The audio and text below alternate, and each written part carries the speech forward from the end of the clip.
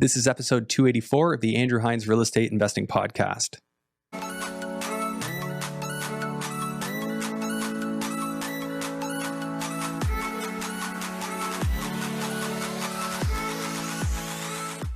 Welcome back to the show. Today I have Mathew Frederick on, and he came in to talk about just about everything. Just a career entrepreneur, a go-getter, somebody who's willing to learn what they don't know, try things out when he's not completely sure. And everything sort of boils down to the fact that he had flexibility in his life because he invested in real estate early, structured deals well, didn't over leverage, right. But he bought his way out of his job a very long time ago, like mid-90s. Mid-90s. Yes. Yeah, mid-90s. So because he did that, he could travel the world, see opportunities, explore things, and sort of make it up as he goes along, which, I mean, that sounds pretty great. So he might not look it, but he's been doing it a really long time. This is a really cool episode, and I want to have him back. We'll get more into the personal development side next time because he's clearly a wealth of knowledge. So lots of gold nuggets here. You're going to get a ton out of it. Be sure to grab a pen and paper if you want to take down, scribble some ideas, because I think in an episode like this, it's not that you're going to go do everything he's done, but you can probably take a little bit of wisdom and apply it to your business. And just before you do that, if you could kindly show some love to the channel, help this podcast get back to growing now that the sentiment is turning around and everybody loves real estate again. Wishful thinking, maybe. But all the same, let's jump into the episode with Mathew Frederick. Please enjoy. Hello and welcome to the Andrew Hines Real Estate Investing Podcast. I've got Mathew Frederick on, and being aware of each other. I've known of you for many years. Recently heard you chat a little bit about some of the stuff you're up to. I thought it'd be great to have you on. Fantastic. Yeah. So we sat on a panel last week at we did. Corey's event. So Mathew, why don't you just tell me just like high level, because you were representing investing in Belize at that event. Right. But you're all over in terms of geographic locations you invest. Like high level, where have you invested in real estate? So high level, I've invested in Ontario, Saskatchewan, Alberta. I've invested in Ohio, Atlanta, Arizona. I've invested in Florida. Invested in Belize as well. Okay, so Canada, U.S., and Belize. Yeah, Canada, U.S., and Belize. Yeah. But it was over a period of time, over 40 years. So therefore, it's not as though I just jumped into it and just started going everywhere.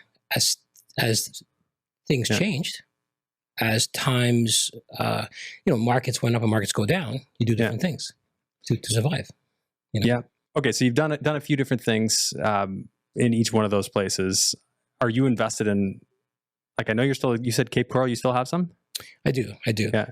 So, I mean, I started like everybody else with rental properties. Yeah. So I bought my first house at 19 and I shared the basement was rented. We shared the kitchen and I lived on the main and second floor.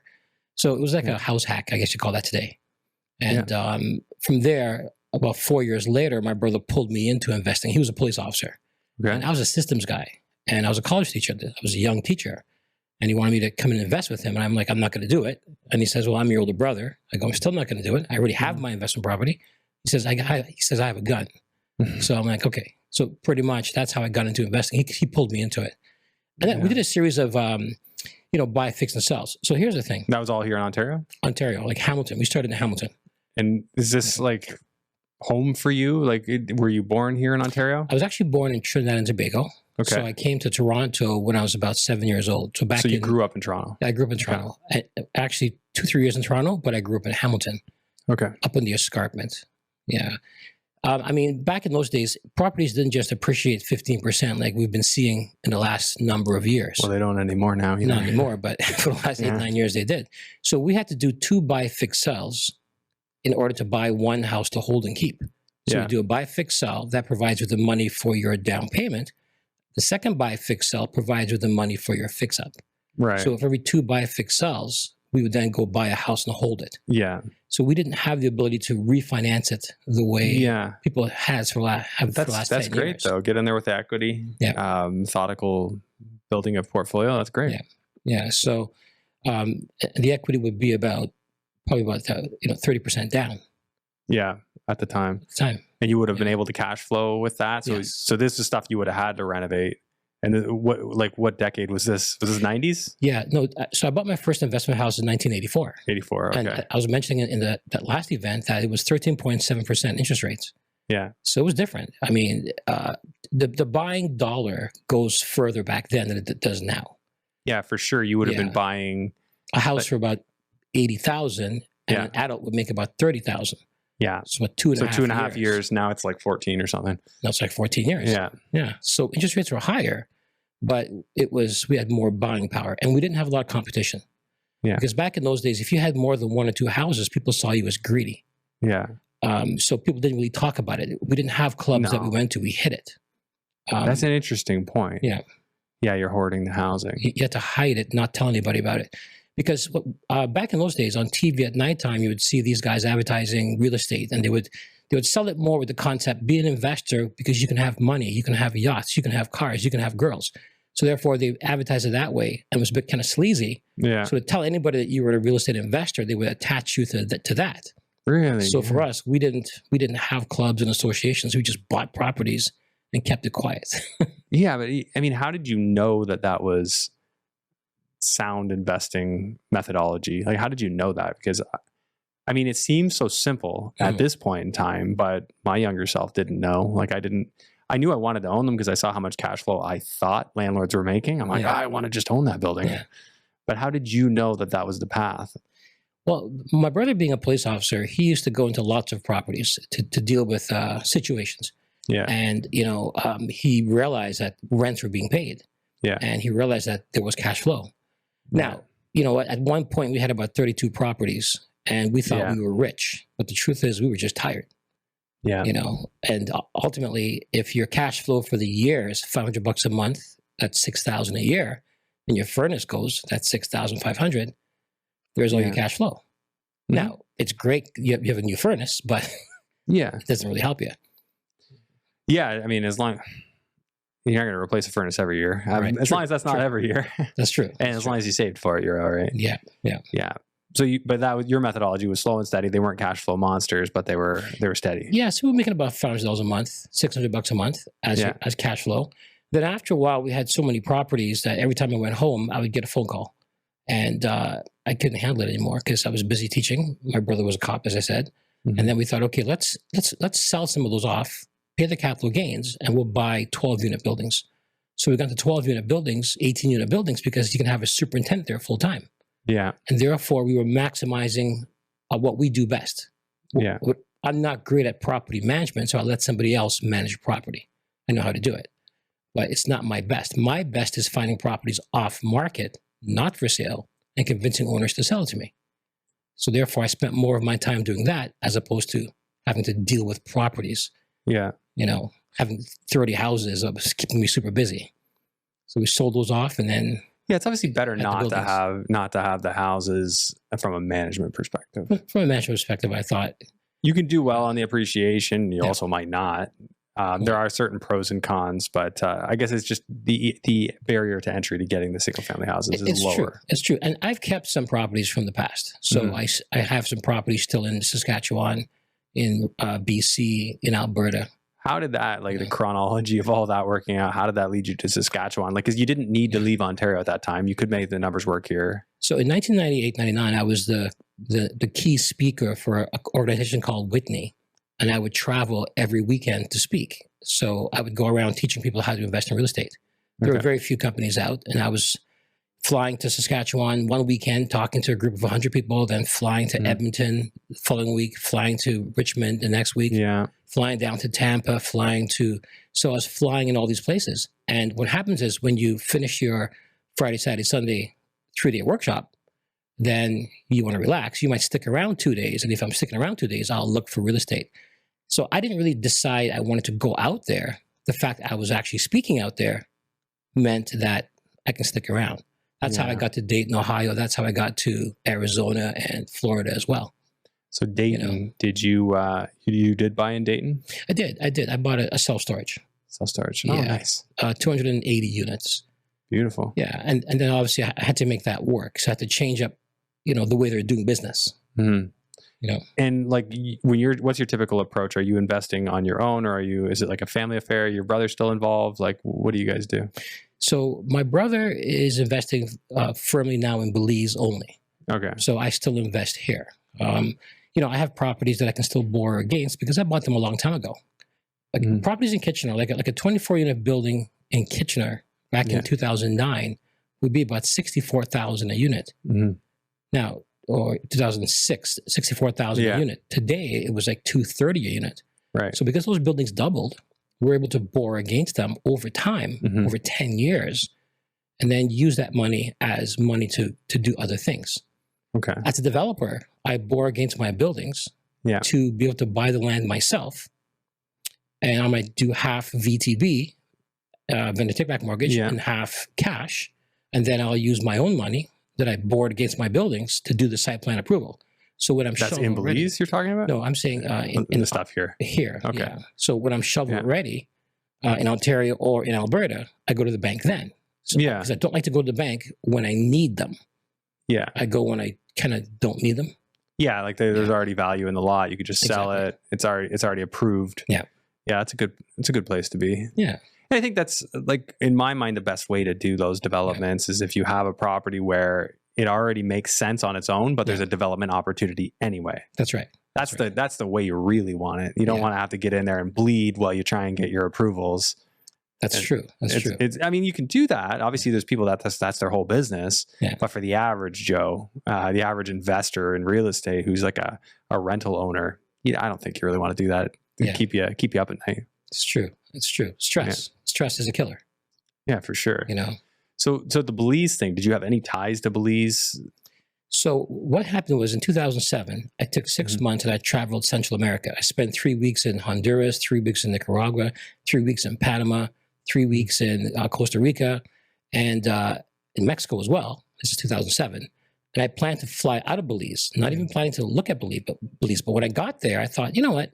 Let me stay an extra 3 weeks. I mean, because I was already technically not working a full-time job anymore. After 10 years of investing, I left my full-time job as a college teacher.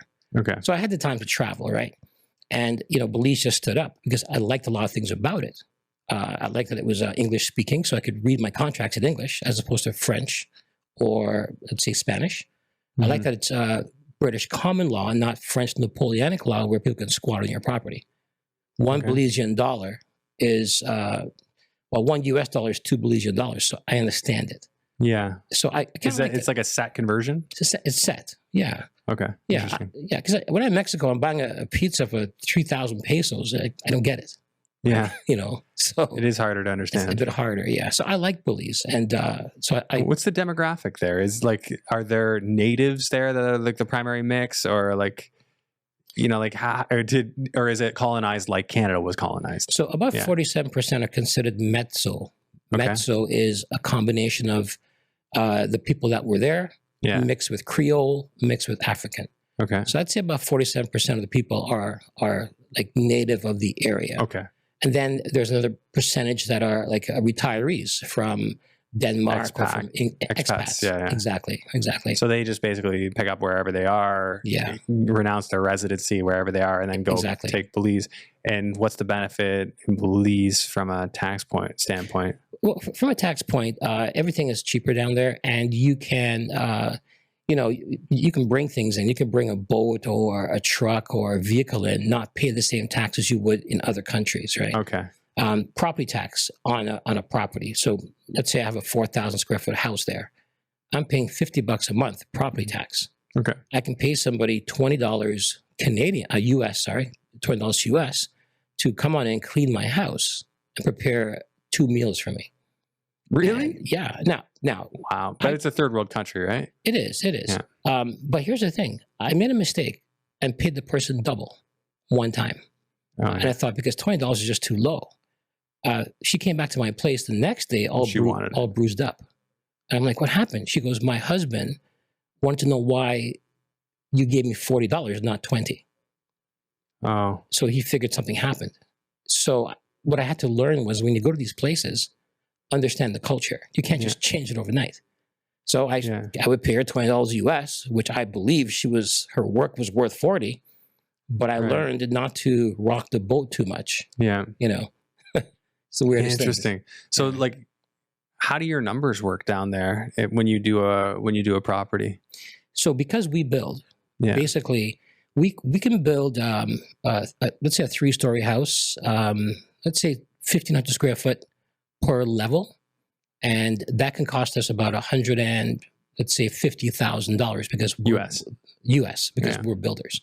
Now, if we were to sell that to somebody, that would be like probably 250 US. Okay. So 4,500 square feet for 250,000 US. Yes. And then we would rent the main floor, and that main floor would be to an expat, so it's rented all year round. So it's a triplex, basically. Yeah, triplex. So the first floor is rented all year round, so that in the rainy season, we still have somebody who's paying. Yeah. Right? Now, obviously, we'd make more money on the second and third floor with Airbnb. Okay. But we want someone consistent there because things grow like 4 feet every like 3 or 4 months. So the person who's living on the main floor, they do the gardening for us. Yeah. They watch the people as they come and go. It has to be somebody who likes people. Right. So that therefore they're living there. And what we're doing with those people, the expats, in about 2 years, we'll build them a house. So they're there for 2 years, they rent from us, we build them a house when they stabilize, and then we bring somebody else in. So you take an expat that can't yet buy, or can they not buy? They can buy, but they need to climatize. So they're not sure they want to stay. Yeah. So you come work for us for a couple of years, or live and work kind of thing. Yeah. In other words, live, and obviously we'll appreciate you for receiving our Airbnb people and taking care of the property. Quick numbers, like what would that main level tenant pay? So that main level would be about I think $1,450. $1,450 a month. Yes, US. And you're doing better than 1% rule on that building then. Yeah. And of course, second and third floor, you can get $120 a night US. And how many nights out of a year would you rent? The rainy season is November, December. Yeah. So technically, you can probably rent about, I would say, 9 months out of the year. 9 months out of the year, and so 9 times 30, we say. So you're basically 270 available nights. Yes. And out of that, you're going to have a vacancy rate. So it depends on how busy we are and how much we push. Yeah. Now we're in Placencia, which is down south. Okay. It's like a peninsula off the lower section of Belize. Okay. A lot of people go to Ambergris Caye. So Sean Ray's there, Ambergris Caye. That's more popular. It's like an island almost. Yeah. We like Placencia because it's slower. It's more of a relaxation. It's a simpler way of living. And all the Dutch tourists, when they come in from on their cruises, they actually end up there and they come back and they buy from us. Oh, okay. Okay. Yeah. So we're actually builders. So if you're, and we're going to come back to that. I was just trying to get an idea of quick numbers. So if you're 270 available nights, are you going to be like a 60% occupancy out of that? For us, it's about 60%. Yes. Yeah. So times 0.6. Yeah. So you're renting 162 nights a year about on one times $120. So you're about 19,400. Yep. And on so one. Yep. Yeah. So if you divide that by 12, that works out to be about 1620. So you're 14 and change on the main level. You're about 16 plus on the upper and the upper. Is it worth all the extra headaches of Airbnb for that extra $200 a month? We found that the Airbnb is something that we would use for about a year. And then from that point forward, people would just call us. If they liked it, they'll call us. Oh, okay. So you just get like medium term rentals, or like they'll stay a month or a couple of weeks. Exactly. Okay, so then you guys and do you have somebody that sort of property manages that stuff for you? We do. So we have a person who's local, who, and my brother's there full time as well, but we have a person who's local who will take care of a lot of that stuff, cleaning, changing things, making sure things are taken care of. But again, people come through Airbnb, but if they enjoy it, they'll call us and say, hey, you know what, we want to come next year, and we'll book them. Well, what it really looks like, so if you're approximately $4,500 a month across the building on average. Yes. So if you're $4,500 a month, and then you're in for like your cost, if you're building it, like in for like 150 including the land. 150 including the land. So you're doing like 3% rule. No, sorry, that's wrong. 150. The land would be about 60K. 60K. So you're about 210. Yeah. So we're 4,500 a month divided by 210,000, so about 2.1% of your purchase price or your acquisition cost in monthly rent. That's quality numbers right there. At the same time, all the utilities, like I said, are almost non-existent. In other words, the property tax is $50 a month. 50, yeah, insurance so that's minimal. is very cheap. Everything is very, very cheap. Really, even being on the ocean like that, hurricane, flood. Well, so Placencia has not taken a hurricane in over, I would say, 30, 35 years. Okay. They seem to go up north to Belize City. or they go up to Mexico. Okay. So the insurance down there is cheaper. It's cheaper, but you know what? Things are getting warmer, and as water warms up, we have issues. So I bought my 3 properties in Cape Coral in 1999 because the head office of the company I used to speak for was in Cape Coral. And you know what? Being on the Gulf side, it was always easier than the Atlantic side of Florida. But last year, I think it was Ivan, smashed 3 of my roofs. It's the first time. Yeah. And the Gulf is warmer. So now my insurance goes from, I think, $3,500 to about almost $8,000 a property. Is that the flood insurance, or that's the combo? That includes, or is that just flood? It's a combo. That's the combo of flood and fire and all that. Flood, fire, and everything else. Yeah. Yes. Okay. So it could be worse. I know of people paying like 9, 10 just for flood. Yes. Yeah, I didn't take the flood endorsement on mine. It was just like ones that I built as I was waiting for them to be bought, like $2,500 a quarter, not including flood. Right. But I wasn't in the floodplain. I actually built them out. But anyways, built them out. Yeah. Yeah. I'd feel safe not having it with being built out of the floodplain. But. So I think 60% or 70% of Cape Coral is in a floodplain. Oh yeah, it is. So you literally have to truck in sand. Yeah. If you want to be out of it, you have to truck the sand in. Yeah. And where I am is right down by Del Prado and Savoy, which is right down by on the southern part. The southern part. Yeah. So you got hammered in that hurricane. I mean, it's beautiful. But we got hammered. Yeah. That's rough. So all your stuff is down there. Houses? I guess there aren't really multifamily. It's 3 houses, 3 houses. And I've had long-term tenants. I could have made more money with Airbnb, but sometimes it's not about making money. It's about having peace of mind.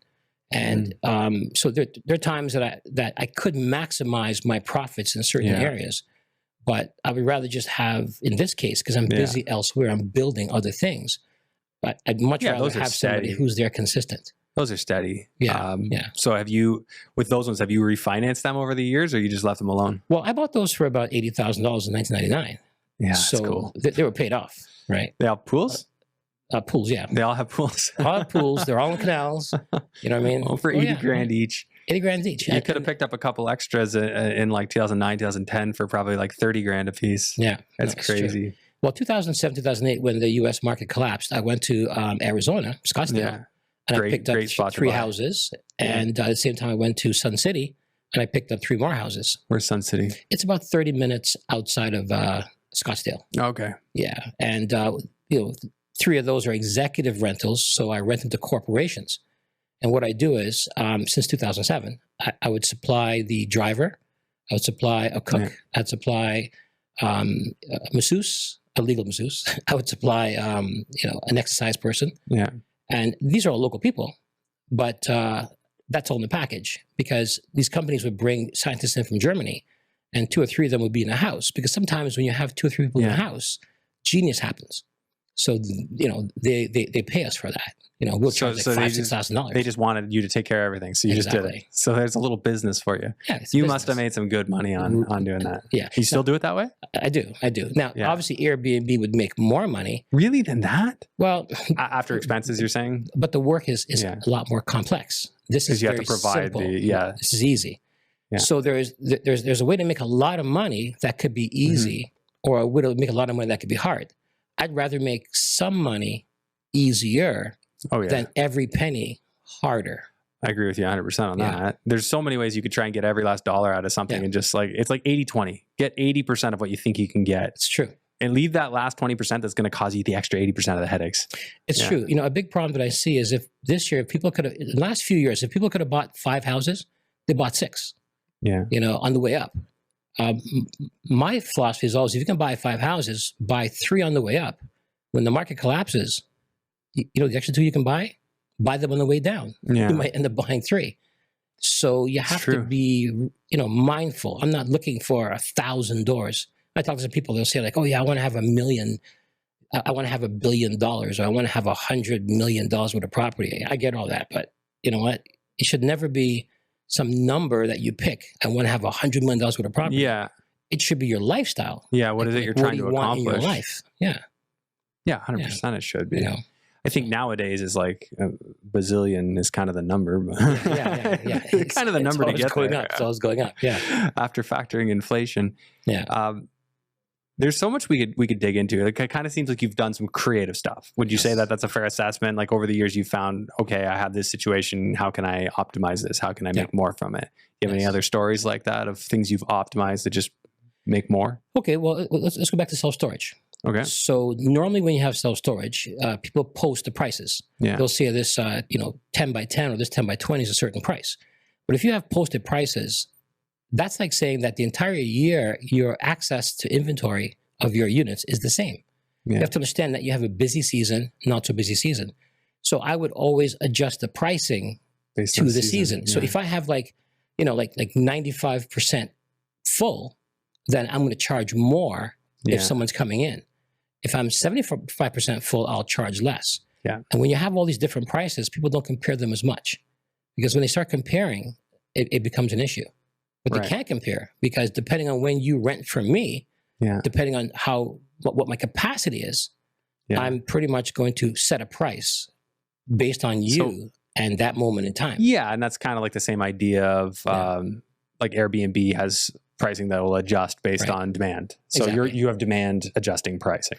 I think a lot of customers get that. Hey, our business, we have fluctuations seasonally, so our price just varies. That's okay. Right. That's right. I think most people understand that. That's right. And it's only a business that I want to go to 93% capacity, because once I get to 100% full, I increase the prices so that I lose some of that. So that I'm back down to 93, because I always want a space for people to move into, move up or move down. Right. Whereas with my buildings, I always want 100% capacity. Really? Okay, so you always want to be 100%. Yeah, I guess that's fair. Who wants to have 100% capacity? Right? But with self-storage, it's like, no, I want 90% capacity, 92% capacity. Yeah, I just asked that. I mean, I wonder if there's anyone who thinks the same way you do about storage, about housing, if there's any benefit to having a little bit of vacancy there. Probably not, though. You know, it just gives the tenant the power, especially in Canada. It's true. It's true. Yeah, I heard my buddy Nick does development of storage, and he was telling me something along those metrics. Like in the States, they don't ever want to be 100% occupied, right? Because if they've become 100% occupied, they were doing something inefficient with their pricing. They weren't charging enough. That's right. That's right. There's like an optimal point somewhere around what you said, 95%. It's so true. If people need to move up or move down, if they can't, they leave and they never come back again. Yeah. So you have to have some space for people to be able to shift. If someone keeps driving by and you're always full, then you become pretty much redundant, or not important anymore. So you always want to have a little bit of room for people to come in with that. Yeah. So you're saying, exactly. Have a little bit of room. You don't want to be the one that never has room. Otherwise, they just forget about you. Yeah. After a while, you're irrelevant. Yeah. You want to know that if they stop in, you have something for them. That's true. Yeah. Now, when it comes to building, I couldn't find anybody in Ontario to teach me how to build, because I understood the building aspect of it, but I didn't understand the in the office aspect, like how to site plan approve, how to negotiate the deals or the financing. So I found a company in Alberta back in 2007, and I pulled title on all their projects, and they went to the same doctors to finance all their deals. So the doctors would finance the deal, they would refinance once it's site plan approved, and pay the doctors back. And I told these guys, I want to come there and show you guys how to raise money from just strangers. Yeah. And they told me it was a Thursday. They said, don't come. And by the Monday, I went to WestJet out of Hamilton Airport. I flew out there. And I said, I just flew 3.5 hours. I expect an hour of your time. Okay. Because fortune favors the bold. They're like, are you crazy? I go, I'm crazy. But who else in Alberta just flew 3.5 hours to see you? And I sat down with them in that 1 hour, ended up being 5 hours. And I made them realize that if you're just buying one piece of property one after the other in serial, you're losing out on other opportunities. Let me show you guys how to raise money. But I want to learn your culture first. I want to understand how you do things. I'm not going to raise money for you if I don't understand your process. So I want to come here 6 months, 15 days a month. If you guys will pay me $5,000, that would be great. And my flight and my car and my hotel. And then I will learn your system, and then I'll raise money for you. And it seemed like it was crazy, but they went for it. And I was able to be on the job sites and learn the in the office aspect of it. You know, I've raised over $320 million for these guys over 17 years, and I'm also a 25% owner of the company. So they're Alberta construction company. Yeah. But again, like sometimes you have to go out there and just do crazy things. They told me don't come out. I went out anyway. That's funny. Yeah. Well, and a lot of that goes back to the flexibility you had in your life, that you weren't working a job, you had, financial enough backing that you could take those risks. That's right. Because of the way you structured your life. That's right. Which is a lesson people need to learn: is don't structure your life dumb in a way that you can't take those shots when they, when the opportunity arises. It's true, because normally I wouldn't be able to go to Central America for 6 months and just sit at a cafe in Honduras and talk to an old timer, because you're always rushing. People are always really busy. Yeah, I try to live my life not busy. Sometimes people think being busy means you're successful. Sometimes being busy just means you're. You could be busy and successessul, but I don't strive to be busy either. I don't strive for that either. I do find myself busy now, especially with kids. Yeah, it's true. But there is good busy. But I point taken, and I've actually strived. Like for me, anything I can find at all that I do, or if I could explain it, then it's a mistake for me to be doing it. And I just try and delegate all that stuff. That's true. Now, so my biggest mistake, for instance, was a building that I bought in Burlington. But it was also the building that I learned the most on. I learned like 90% of what I know about commercial real estate from that one building.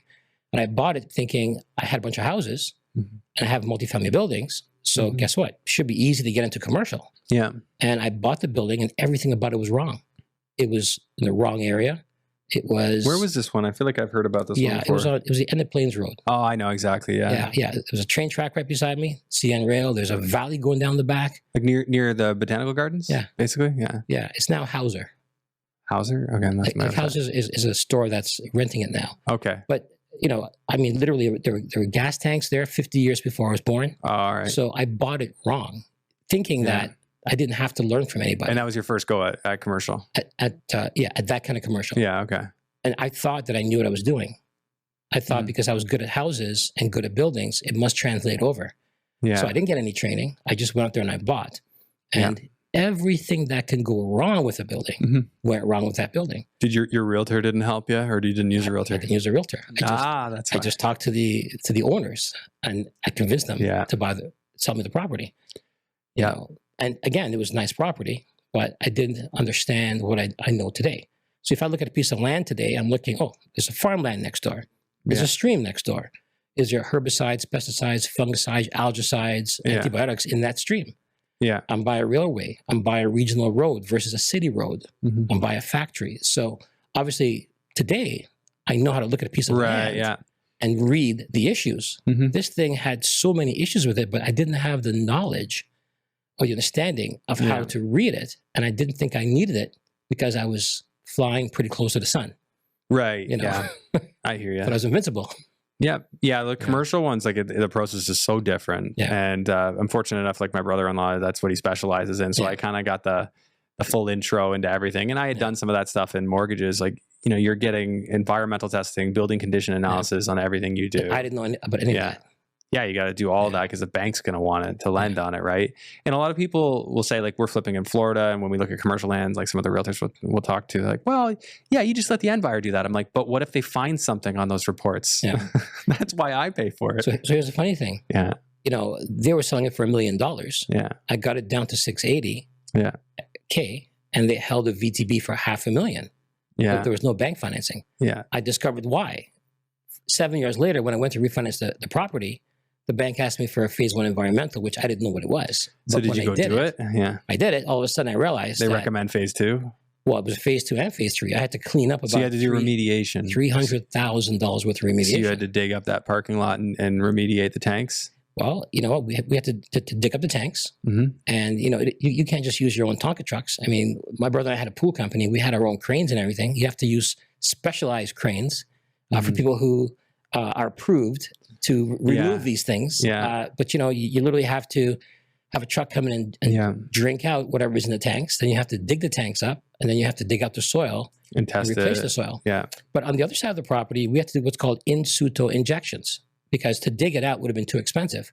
So they said, okay, you know what? Let's do injections. So they'll inject a hydrocarbon-eating bacteria, so an oil-eating bacteria. They said it'll be a $10,000 injection, and then we'll do $10,000 to test it. It should be good. Well, we did 5 of those. Yeah, and it wasn't good? But by the time we finished it, it was 5 of those injections. So it's about 120,000, not just 10,000. And then basically, we thought, okay, we're clean now. But then the groundwater, which is on the bedrock, had some inorganic materials. And this was a table 1 site, meaning super sensitive. Yeah. And all of a sudden we couldn't get approved. And I says, well, where would these inorganic materials come from? He says, you know the bacteria that ate the oil? Bacteria poops. That poop is the inorganic material. I go, wait a minute. So the poop from the bacteria You caused me more problems. caused me more problems. Now I have to wait like literally 8 months for 3 seasons to go by to see if that water We'd clean up. will clean itself. So I learned a lot from that That's a building. baptism by fire. Yeah. Fascinating though. I bought it for 680. In the end, I think I'd refinanced it, got it to about 1.4 million, and then I just had to say, you know what, I'm done. I can't fix this building So anymore. did you make money on it in the end? Well, I bought it for 680. I put $300,000 into it. So Plus you had carrying. Were you negative? Yeah, Were you yeah. negative on the carrying costs? I think I made money on it, probably about $150,000 Yeah. over a period of time. Hmm. But I've made a lot more money on it because I've learned so much from it, Yeah. like how to remediate. Like I that learned so experience much is from so, it. Yeah. it's so valuable. Like Yeah. I'll give you an example. And like, I feel the pain in what we're doing in like Florida Yeah. right now Yeah. because I've never run an off-market acquisition business like outside of the last year. Yeah. And Matt, my business partner, has. And, we're learning a bunch of stuff, but we're employing strategies that he never used. I've never used. Yeah. We just learned about, and I'm like, Yeah. that makes sense, but I've never done it. So Right. let's go invent the wheel and do it. Yeah. And, like, so double closes, Yeah. and we're working with a realtor who's never done them. So it's Yeah. just like one stressful conversation on his end. Like he's Yeah. really not handling it that well. After another. Yeah. And I'm like, man, this kind of sucks. Like, this is annoying. Do we really want to keep stacking on like more and more of Yeah. these? Yeah. But then I think about it again. I'm like, he's getting better every conversation he Yeah. has. We're getting better at every time we do it. So there's that built-in retention of knowledge, which now makes us better at it every time we do it. And that's important. And makes us specialized and makes us more like able to compete for deals over anybody else. That's important because this building has caused me to be able to sleep at night very easily. Now, Yeah. this building beat me as an amateur. Yeah. It beat me as an intermediate investor. It beat me as an expert. Yeah. I could never beat it, right? I literally had to just Yeah. hear the keys. I had to walk away from it. I could never beat this building. I remember a lady drove by once and she came in. I was there and she says, she's crying. I go, what are you crying about? She goes, there's so much pain in this building. There's pain. I go, what do you mean pain? She goes, yeah, I'm feeling the pain. I go, yeah, you're feeling my pain. She goes, no, greater pain than you, right? So I'm like, interesting. Weird. And Had bad juju. yeah, she grabbed this thing and she smudged the building, right? But I said to myself after that, I go, you know what? Must have been something. I know I made a lot of mistakes, Yeah. but I could just never win with this building. So I had to walk away. It's important if that's Yeah. how you feel, you just go, right? Yeah. Like if that's Yeah. how you feel, you can't stick with it unless you No, can change your mindset about it. It wasn't working. Yeah. So ultimately, it's like, it's like baseball. I mean, sometimes if you have a guy on first base, the batter comes up, he's going to have to sacrifice to move the guy to second base. Yeah. Next guy's probably going to sacrifice to move him to third or fourth base. Sometimes you got to let a property go, Yeah. sacrifice it to survive. And Yeah. I needed to get rid of that property because it was holding me up in lots of other areas. But like I said, I learned a lot from it. I learned to be strong from it. I learned to be able to handle big. Yeah. And I've made a lot of money based on the knowledge that I the learning, gained right? from it. Yeah. It's such good, Yeah. like confidence builder Yeah. going into a situation. Huge. Nah, I know this. I know what we're dealing with here. Exactly. Yeah. But it beat me up. Give me an example of like a deal you've done where that experience just made you confident, helped you get the deal. Well, because I've gone through the full remediation of property, I was able to buy Yeah. properties that were polluted from the city. Yeah. And I was able to discuss with the company who's doing the remediation. And what I realized from that is Mhm. that the people who are remediating your property, they see the world through a toilet roll like this, Yeah. and they don't see 5 steps ahead sometimes. So I literally have the ability now to talk to people and say, hey, you suggest this? Well, what about this and what about that? They're like, oh yeah, I didn't think about that. Yeah, that's true. Experts have that all the time, It's right? crazy. They're too micro-focused. They can't see Yeah. the bigger picture. Oh, wait, why are we doing this? What about 3 steps down the road when it cost me X number? And yeah, they can't see the bigger picture. So yeah, that makes you a Yeah. real asset. So you can go in and you can pick properties up. Properties Yes. people don't want to deal with. What an opportunity. Exactly. If you're the guy Yeah. that that knows, like, if at least if you had the testing portion of the phase 3 done or phase 2, because phase 3 is remediation, right? Yes. So at least if you had the phase 2 testing done, you would have a pretty good idea of what you're into for cost. Exactly. And then you can make an offer and maybe you can beat that cost, or maybe you just proceed with confidence because there's still the uncertainty, right? It's only estimates of cost. It's true. And you know what it is? I learned to work with hard. Now, I've built small subdivisions, like 35 houses to 45 houses. Yeah. I would always pick the weirdest piece of land that no other builder wants because it's difficult. There might be some water issues, shape issues, but I've mastered the art of taking that little donkey from the builder. Yeah. They keep the horses. I'll take your donkey. That sounds like me. That's all I've ever done. I've always just done the hard properties that people didn't want, and I just became better at making them work. Exactly. But that's hard. It's hard. It's hard. It's hard work. It's hard. But you know, after a while, I became efficient at it, and therefore I don't have an issue. And imagine that, like your bread and butter is what everyone else doesn't want. That's like a recipe for winning. Exactly. And then at the same time, now I just consult. Yeah. So that I'm not going to buy that piece of land. Yeah. I can just consult on that piece of land and show them what to do. That's interesting. And get paid for that. Yeah, that's interesting. It'd be great if you could structure it so, hey, I don't make anything until you sell, and then I get a percentage of whatever you get above this number. Or something like negotiate creative deals like that where you can win big on them. Yeah. And I'll clean it up real good, or I'll help you guys clean it up. It's true. It's true. Yeah. So now I'll probably start buying some VTBs because VTBs have not been around for a long time. Since when I say around, you know, as of 2001, there were not that many VTBs because interest rates were like 4.5%. They'd come down. They were more popular in the early 90s. Exactly. And back when probably interest rates were high in the 80s. Exactly. So some people today are giving $500,000 VTBs that they don't want to give. And yes, they're going to collect 7 or 8% on those, which is great. But once the deal is done and they're collecting their money, I will go in there now and say, I want to buy your mortgage, your private mortgage. It's $500,000 face value. Oh, that's brilliant. I'll pay like $350 for it. Yeah. And at the same time, you know, all the interest that you're supposed to collect, I get that too. Yeah, you get to collect all the interest discounted. Basically, like people buy bonds. They just buy them at a discount or at a premium over face value, and that really dictates their actual effective interest rate. So either I buy that VTB at a discount, which I negotiate with them, and they're only going to negotiate it if they don't want it. And what happens with people when they sell their buildings? And today, a lot of people are 67 to 75 who own multifamily buildings. They stop working, and the body begins to fall apart. Because before that, they're working very hard. Yeah. So they sell the building, they got a big VTB, they don't want it, and within 6 months, their health deteriorates. And now they're like, my money's tied up. So I'm just like, okay, you know what? It's worth $500,000.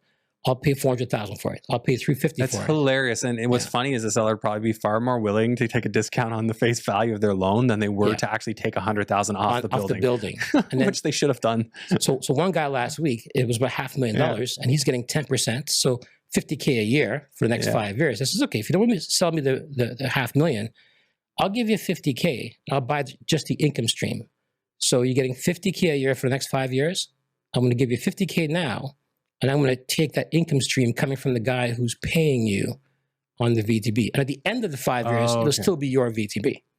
So you can buy the income stream, or you can buy the VTB at a discount. Right. So walk me through that again. So he's getting $50K over 5 years? He's getting $50K. Well, so he's got a VTB. It's about $500,000. Yeah. And he's getting 10%. 10%. So he's getting $50K a year. $50K a year. But if you just give him $50K, he's going to give up 5 years of $50K? 4 years. 4 years. So I give him the $50K, and he's giving me, so now we've redirected the payments from the guy who's paying him to me. So he gets the first $50K plus you give him $50K. No, he only gets that $50K. Oh, okay. And then I collect $200,000. Right. But at the end of the time, 5 years from now, he still gets his principal. Okay. So because he's short on cash, because he needs to do something. So you're just helping somebody who needs short-term cash. Yeah. So I pay $50K, and then I collect $200,000. Gotcha. But I have to wait, 4 years. I wasn't understanding the urgency on his part. Okay, that makes sense. But in that case, it's just income stream I'm buying. But I'd rather buy the face value, not $500,000. I'd rather buy it for $400,000 or $350,000, and also collect all the interest. 100%. It's only going to happen if the person has a life emergency. There's a lot of note trading in the U.S. Very, very common. Yeah. And so like in Florida, and I'm sure you're aware of this, like you have loan servicing companies anybody can act like the bank down there. Right. You give proper mortgage statements, amortized Yeah. loans, all fair game. Yeah. You can sell those notes. If you show a track record with a servicing company, it becomes marketable. Yeah, It's right. it's a playground. It's crazy. I don't really notice that up here, but It's not up here. I don't see it up but you could still take your knowledge of it and go and make it happen. Yeah, and it doesn't happen much, So this year I've picked up 3 notes. And how are you putting yourself out there for that? Well, you know what? In the past, pre-2000, I used to advertise. I would say in the newspaper, I just say, yeah, you know what? I'll buy your VTB, right? Yeah. But now I have some mortgage agents that I know that if somebody's in a situation, they will then give my number to that person. So the agent's not giving me that person's information. Yeah. That's held private. They give my number to the person, and the person will then call me at their leisure. And then I will say, okay, I can buy that. Yeah. What do you try and target? Like, what's a deal that you're going to do? How much you got to make for it to make sense for you to do? Well, I mean, in the end, that scenario that I gave, if it's a $500,000 VTB, if I'm going to knock off 150,000 from it or 100,000 from it, and then collect all the interest. Now, there's a risk that I have to collect the interest. Yeah, there's a chance they default. Still risk, and it's still in a second position. Yeah. So so there must be sufficient equity in there.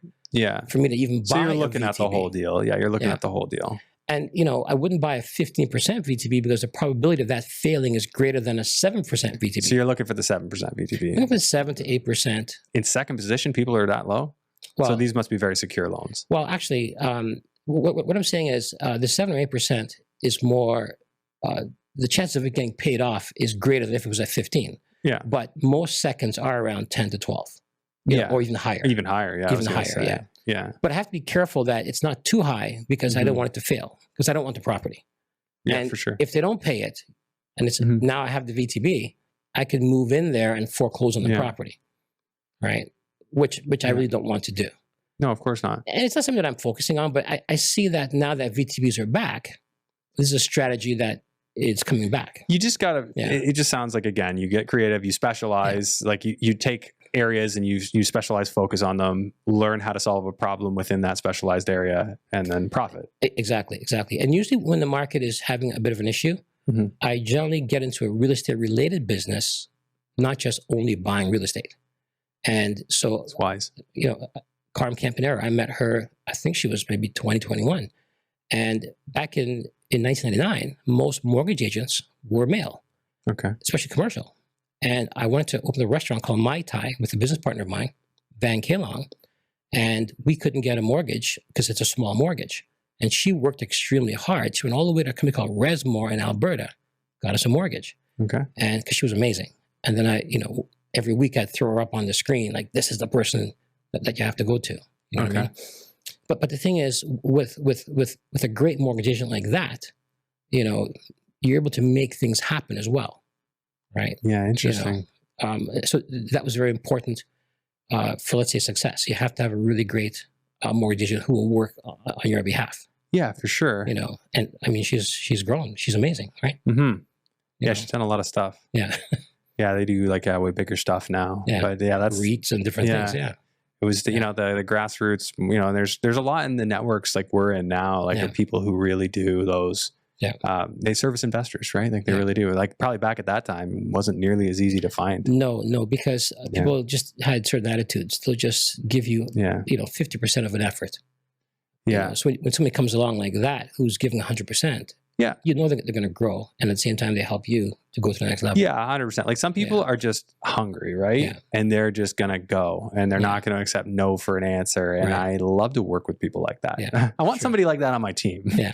Push the whole thing forward. No, it's true. It's very true. Yeah, that's great. So, what about like other stuff? Like, are you doing like tax deeds and things like that? So I don't do tax deeds in the U.S., but I do mentor people, and not many. Maybe I mentor 10 students in a year. People say, why don't I mentor 20 or 30? 10 sounds like a lot. Because it's a full-time job. I'm not investing. Even 10's quite a bit. Yeah. And again, on different things. I might teach 2 people how to become a speaker and 2 more how to take their real estate business and, let's say, 5x it. You know what I mean? Or then 2 more on how to become a developer, like a builder, and then maybe like 3 or 4 more in multifamily. Yeah. Right. So I have a few students right now who are looking at tax properties in Canada because there's a tax sale somewhere at any time in Ontario. Really? Okay. Yeah. So and these are effectively a foreclosure for a tax, or are they a power sale? Well, technically, these have no mortgages on them, right? So what happens is after 3 years of not paying your house's taxes, you're getting letters like crazy. If you had a mortgage, the city would have sent the bank and then they would have contacted and the bank would have power saled you, right? Yeah. But these are properties with no mortgages. Yeah. And, they're like $400,000 or $500,000, and the tax arrears portion is like $35,000. Mm-hmm. And they've come to now 30 days before the auction, and it's advertised. So everybody gets to see it. Yeah. Now, a lot of people go to the auction, and there's always somebody at the auction now who will give a very high price. Yeah. So obviously, I teach my students not to go to the auction, to contact the people, before auction day, and give them a plan where we're going to come on in. We're going to put them in a hotel, a motel for about a month. We're going to buy that property, quit claim deed the property to us. We're going to pay the legal fees. We're going to fix the property up, pay off the back taxes, and we're going to sell that property, and we'll split the profits. Split the profit. Because chances are they may end up losing that property. Yeah.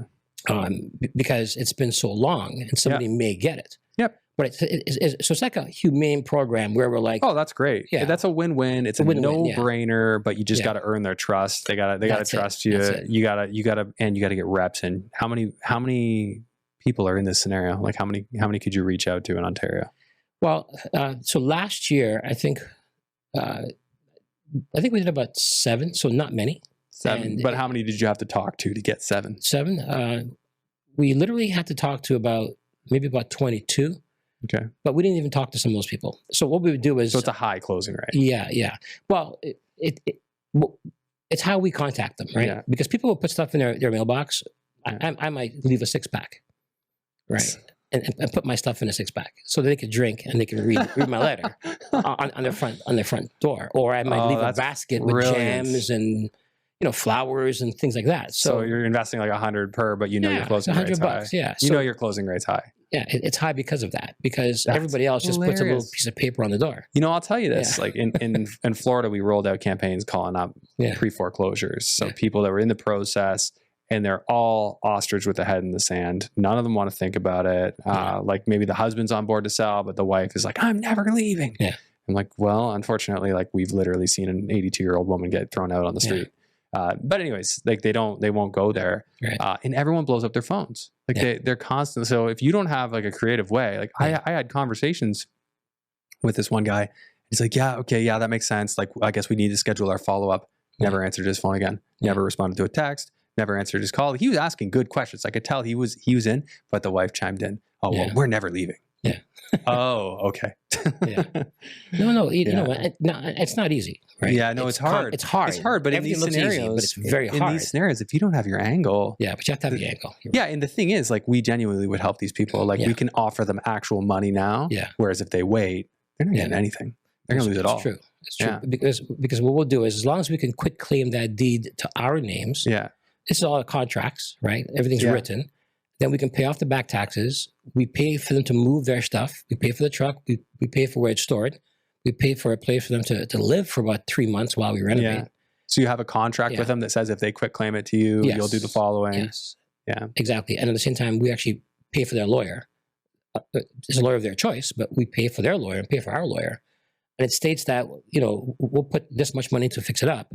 And when it's sold, you'll get like 30% or 35%, and we'll get the rest. Once we subtract all the money that we put out. Yeah. We subtract all the money, and then... But you're getting a deal, like you're getting in for 40 grand. Exactly. And then splitting the upside, so to speak. So they're getting something rather than nothing. It's a win for them, win for everybody. And if we go to auction, there's always a ding-dong who's going to bid close to the price. I've heard this, I forget where I heard this, that there are people who will send out like little syndicates to auctions to just mess with you. So if a normie comes out and think they're going to go bid, like they will just make sure that you don't get it. Yeah. Yeah. No, it's true. Yeah. Now, I remember when I first started doing this back in 86, 96, in Hamilton, the only guy that I ever see at these auctions was Arthur Weiss. He used to own, he's dead now, but he owned Effort Trust. Okay. So I'm like, it was myself, Arthur Weiss, and maybe 3 other guys. there was no one at these auctions. Yeah. You know, and Arthur Weiss owned half the city. You know what I mean? Right. Okay. But you know, a few years later, all of a sudden there'd be like 20, 30, 40, 50, 60 people at these auctions. So it was very hard to get a good deal. Yeah. You know? Like I find anytime you're just competing at that level, it's like you're not going to do well. Yeah. Like you're not going to get a great deal. Yeah. So that's true. That is the trick there. Yeah. So you have to get creative as you have. Where'd you learn all this? I guess just experience, mentors, and you know, experience and mentors. But I've been through 7 market adjustments in my life. So when the market's going up, certain things work. So buy, fix, sell works. Buy and rent works. Rent to own works because you can promise that the property's going to go up in value in 3 years, right? Higher price in the future. When the market's going down, then other strategies have to work, right? Because I've been on the downside, then I had to switch to other strategies. Like self-storage works in the up and down market. Yeah. And then strip plazas, they don't work in a down market, but they're steady. If you have medical retail in a strip plaza, if you have, you know, a convenience store, if you have a pharmacy, if you have like accountants, insurance, those things. Stable tenants that aren't going anywhere. Yeah, staples. So that works pretty well in a down market and also as it's coming back up again. So I've had to try different strategies just to survive over a 40-year period. Yeah. So I had to then go and learn. Like right now, I'm creating a business that will be putting ADUs, like you know, what's it called, the shipping containers. Okay, with wood trim, wood finishes in backyards, and I'm creating that business right now. I'm going to hire a bunch of people to do that. During COVID, I created a business where we went around and we actually fogged. Companies, but we fogged large companies who had large change rooms with 100 people, you know, recycling companies. We didn't fog people's houses or fog stores. Yeah. And that lasted for 2 years and we did very well with that. Okay. You know, so sometimes I'll get into a business that lasts for a year or two. It's interesting. You just in a down market. See a market opportunity, jump on it. Exactly. Move on. A little side hustle, because people in real estate think that's how you make money, only in real estate. No, you're an entrepreneur. Yeah, I've had wellness clinics. I've had a senior day center. Yeah. I've had, you know, I think 32 little bank machines, ATM machines. Yeah. And little R2D2s. Yeah. You know, that's hilarious. In different So places. if you see that you can make money, you just rock and roll with it. Yeah, I feel sometimes. Yeah. You know. But are you like 90% certain you're going to make money and then you act? Like what level of certainty are you on these ventures? About 75. 75% certain you'll make money. Yeah. Those are better odds than the casino. Yeah. Yeah. Yeah. So 75% of the chance I'll make some money on it. If not, then I've learned. And if you lose, are you hedged on your loss? Like these are all like small gambles. Like they're small. It can pay off big, but if it loses, it's only a little. A lot of these things are small gambles, and I scale them up. So even with the bank machines, the ATM machines, I started with 3. Yeah. And because it worked. Yeah. And by the way, I had to go to 4 or 5 because you have to pay brinks. I mean, with 3 of them, you have to have money in your jockey shorts and you got to run and you got to fill them up yourself. Yeah. But once you have 4, 5, 6, then you're paying someone to come on in, change the money out. They even provide the money for you. Oh, you just pay them the money digitally and then they'll put it in. Yeah. They'll literally loan you the money. Yeah. Right? I mean, pick everything up and change everything. So therefore, 3 was no good. I had to get to 6 to 9 to 12. I just did it because I wanted to try it. I literally want to see who I am trying out these different things. Yeah. You know, I got into a Thai food restaurant. I'm from the Caribbean. I'm not Thai, but my business partner, she wanted a Thai food restaurant. Yeah.